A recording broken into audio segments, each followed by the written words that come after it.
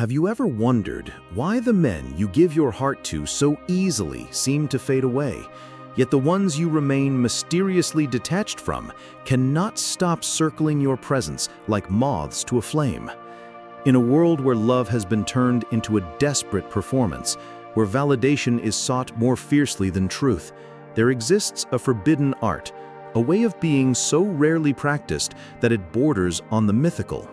It is the art of detachment, the kind that Carl Jung understood not as indifference, but as a sacred return to the self.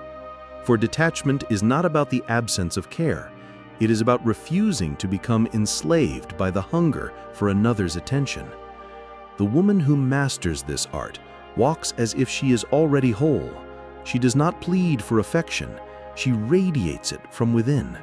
And men, who are conditioned to chase what they cannot possess, become obsessed with her. You have seen her before.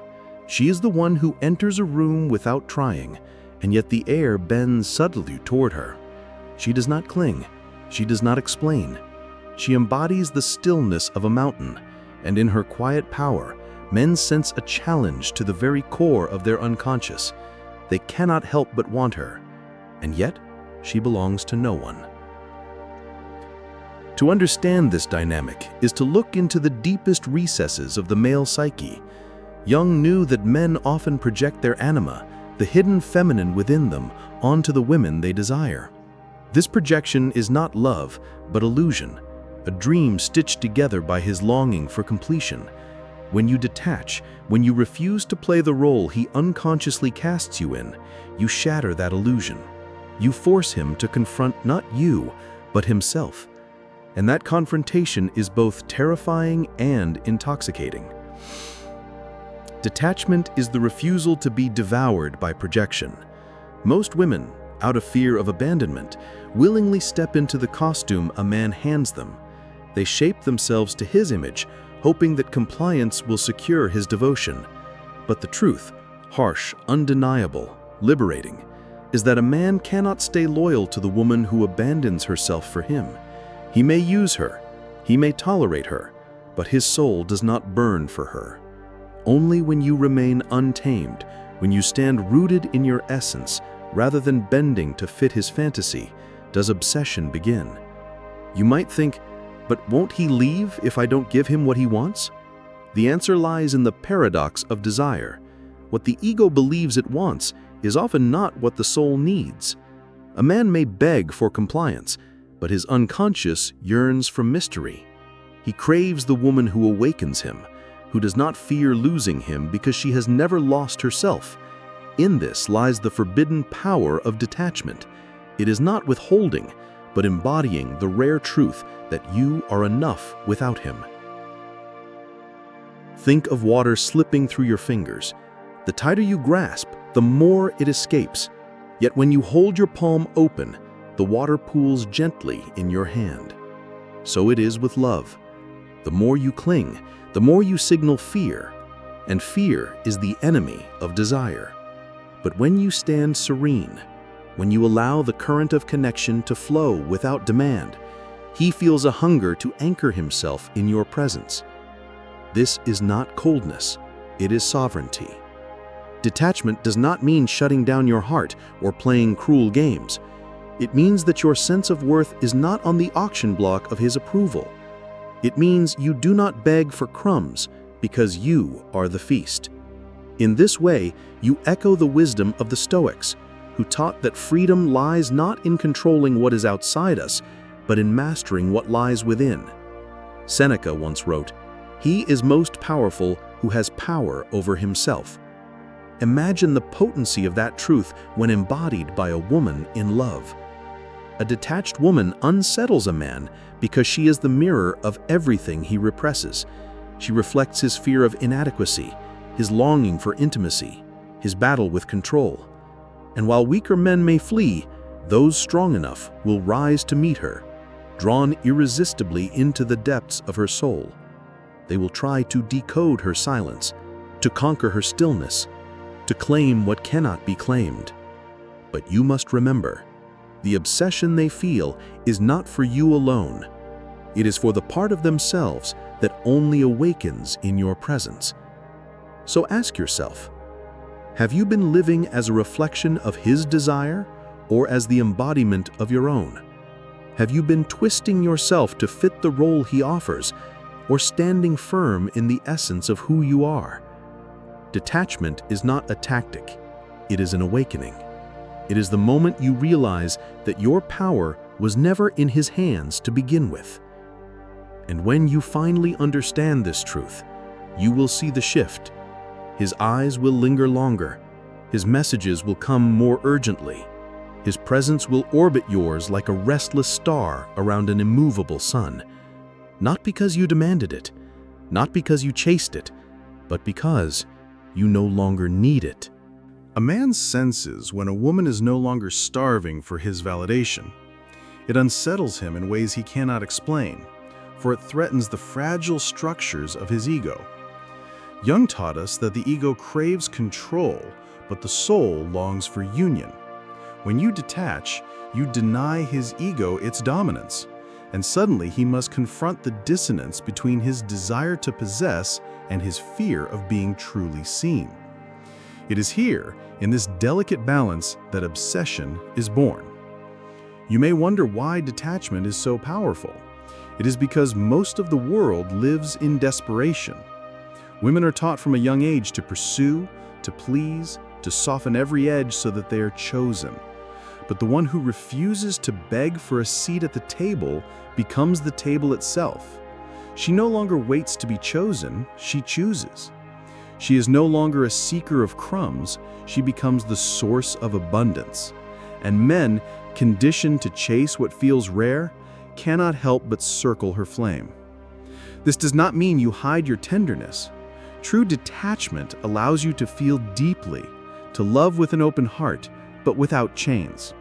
You are capable of giving without the terror of losing, because you have already anchored yourself in something eternal, your own essence. When a man looks at such a woman, he does not see compliance. He sees a mystery, a depth that calls him beyond the shallow waters of fleeting attraction. Think of the archetypal queen, not the one in fairy tales waiting for rescue, but the sovereign figure in mythology and dreams. She is seated firmly on her throne, not because anyone placed her there, but because she claimed it. She may smile, she may extend her hand, but she does not abandon her throne for the fleeting thrill of a suitor's attention. This image is the embodiment of detachment. The queen can love, but her power does not dissolve into the man she loves. It expands in his presence, and he, sensing this, becomes enthralled, for he knows he stands before a woman who cannot be conquered. Carl Jung spoke often of individuation, the lifelong process of becoming who you truly are, of integrating the shadow, of uniting the fragments of your soul. Detachment is a crucial step in this path. When you detach, you no longer project your unlived life onto a man, demanding that he complete you. Instead, you gather your shadow, your wounds, your hidden longings, and you hold them close, integrating them into the wholeness of your being. Then, and only then, can you meet a man not as a beggar, but as an equal. And paradoxically, it is this equality that ignites his obsession. He will feel it in ways that bypass language. The way you do not flinch when he withdraws, the calm in your eyes when he expects panic, the steady rhythm of your energy, untouched by the storms of his moods.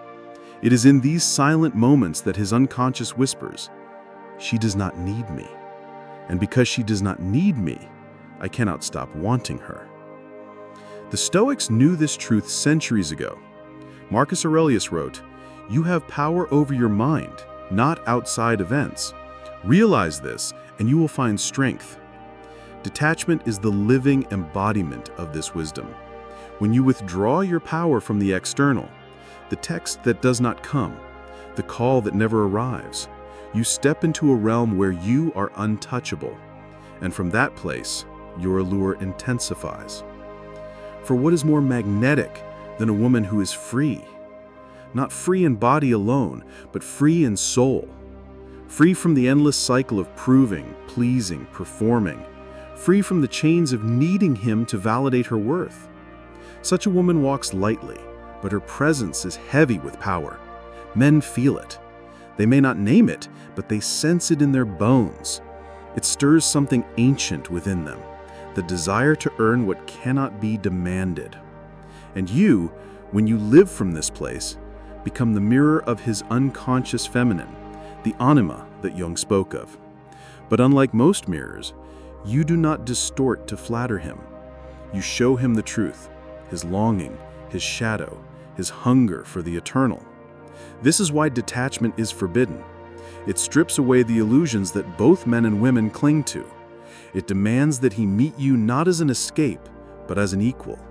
It demands that you stand as your whole self, even if that means standing alone. And yet in that solitude, you will find the paradoxical reward. Men will begin to orbit you, not because you chase, but because you no longer do. Their egos may resist, their pride may rebel, but their souls will not rest. They will crave the woman who does not tremble at the thought of losing them. They will ache for the mystery of a love that cannot be bought, a presence that cannot be owned. Detachment whispers a truth that many fear to hear. Love is not proven by how much you sacrifice yourself, but by how deeply you remain yourself while you love.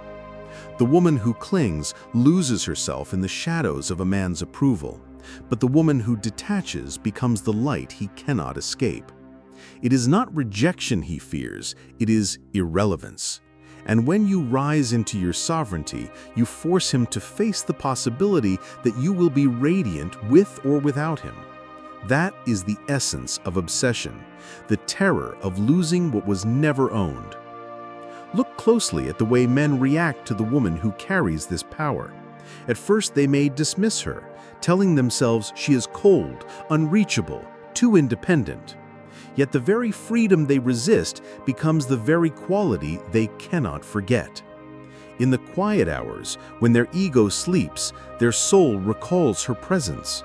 The way her eyes did not beg, the way her laughter was not a lure but a declaration of life, the way her silence demanded his self-reflection more than her words ever could. Carl Jung understood that true attraction emerges from the unconscious. What a man consciously believes he wants, a pliant partner, a constant presence, a mirror to his ego, rarely sustains desire. The unconscious hungers for growth, for confrontation with the shadow, for the fire that purifies. And a detached woman is this fire. She does not soothe his illusions, she burns them. She awakens in him a need to rise, to become worthy of standing beside her. Without even trying, she becomes the catalyst for his transformation. You might think this is manipulation, but it is the opposite. Manipulation bends reality to control another. Detachment refuses to bend at all. It allows reality to unfold while you stand unwavering, anchored in your worth. And this refusal to chase, to beg, to compromise your essence, that is what unsettles him. It is what draws him back again and again, even when his pride tells him to leave.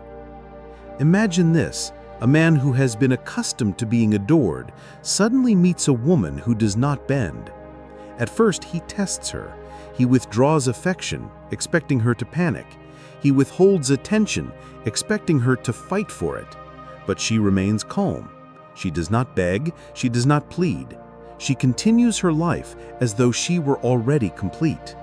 And he feels it, this unbearable tension between his desire to dominate and his fear of losing her forever.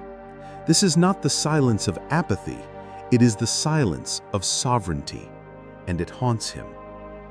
The great Stoics knew that desire without self-mastery leads to suffering.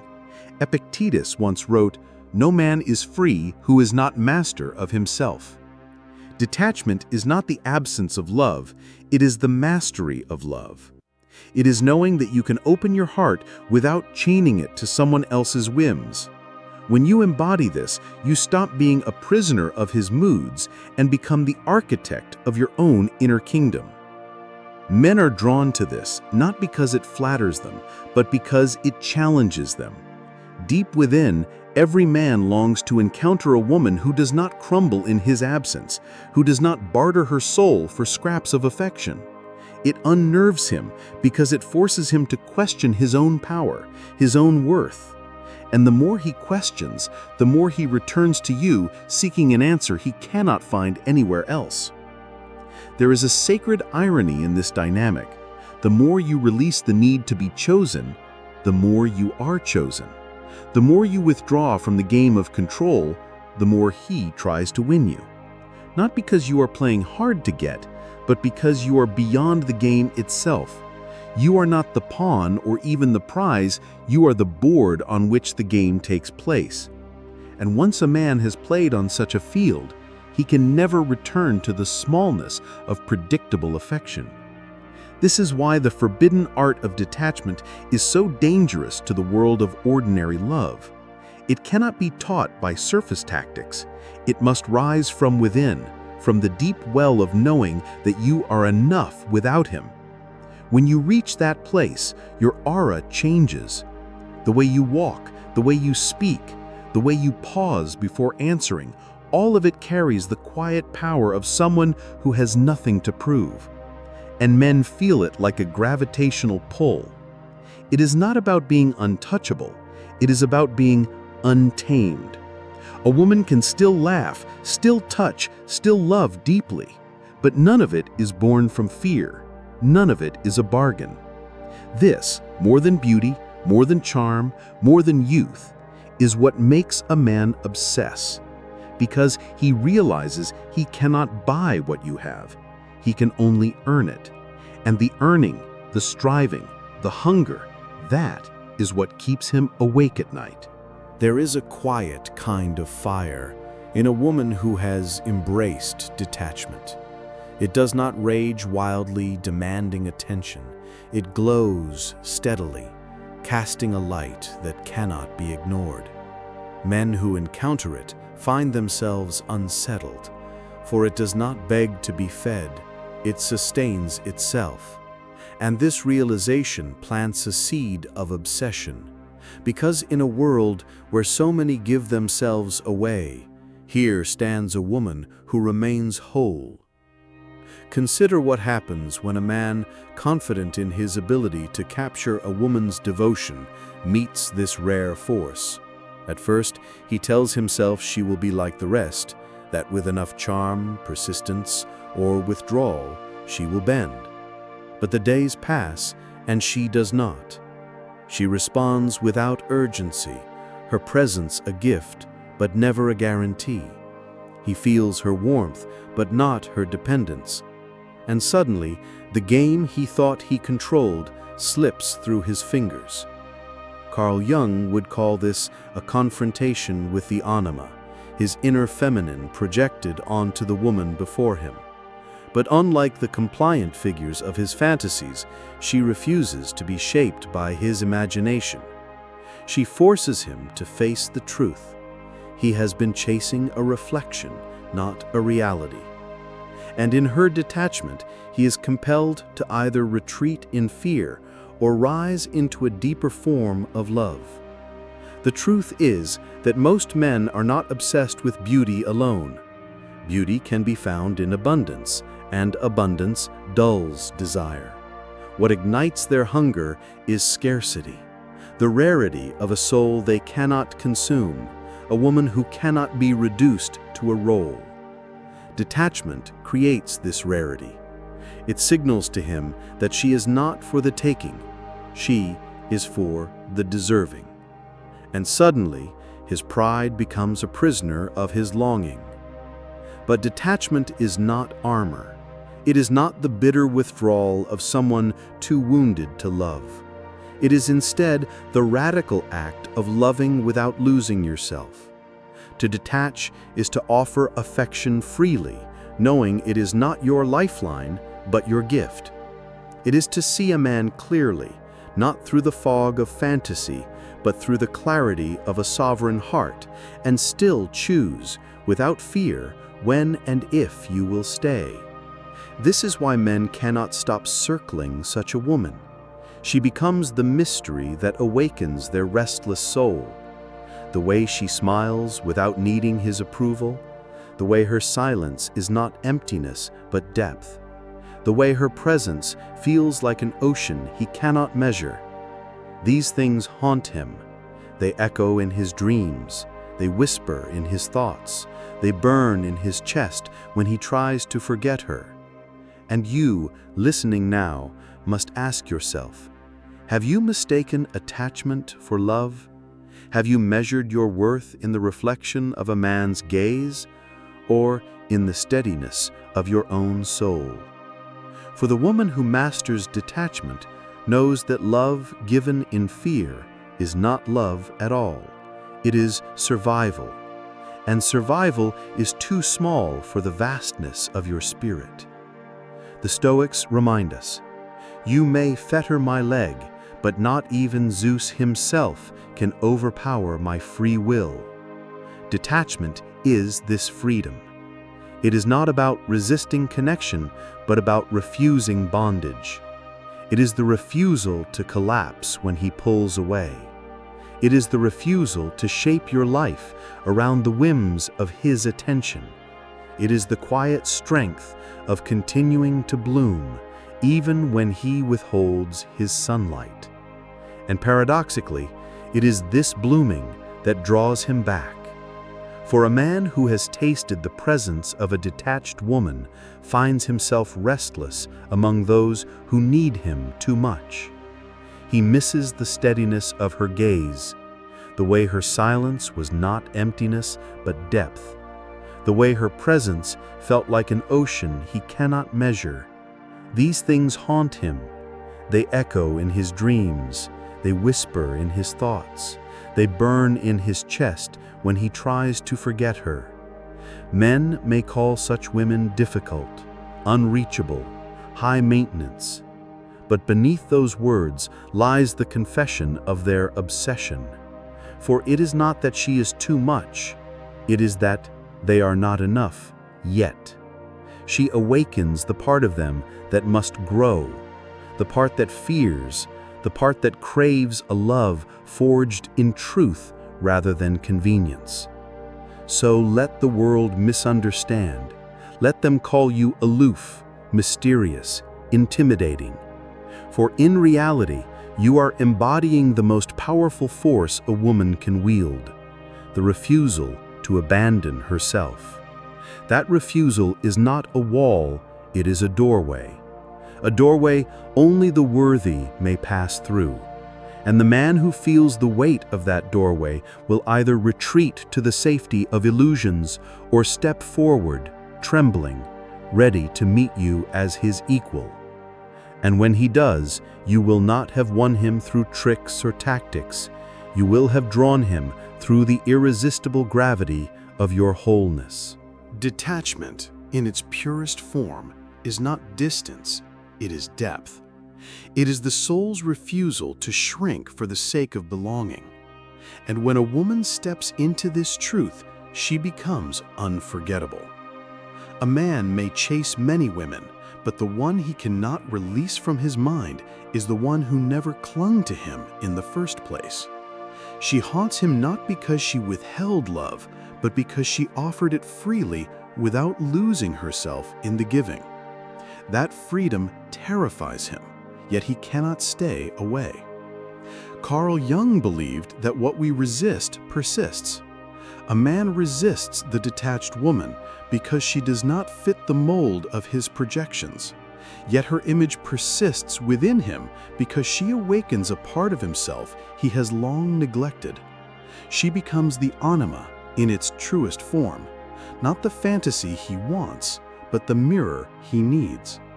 And in that mirror, he confronts the truth that his desire is not for her body alone, but for the wholeness she embodies. You see, detachment does not diminish love. It purifies it. It strips away the desperation, the bargaining, the ego-driven hunger for control. It leaves behind only what is real, two souls meeting as equals, not as captor and captive. And because so few have tasted love in this form, it becomes the most intoxicating of all. Think of the stillness of a forest at dawn. The air is heavy with silence, yet alive with presence. You breathe it in and feel a calm you cannot explain. This is the aura of the detached woman. She does not fill the air with constant noise. She does not chase or demand. She simply exists in her fullness, and men feel the gravity of that stillness. They return to it again and again, like thirsty travelers to a hidden spring. The Stoics spoke of this kind of power long before psychology named it. Marcus Aurelius wrote, "He who lives in harmony with himself lives in harmony with the universe." A detached woman is in harmony with herself. She does not contort to be chosen because she has already chosen herself. And from that choice flows a peace so magnetic that even the most restless man longs to rest in her presence.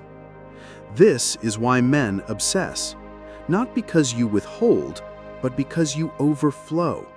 Not because you play games, but because you refuse to play any. They sense, on some deep and ancient level, that you are not grasping for them. You are standing in your own light, and they are drawn to it, like wanderers to a fire in the dark.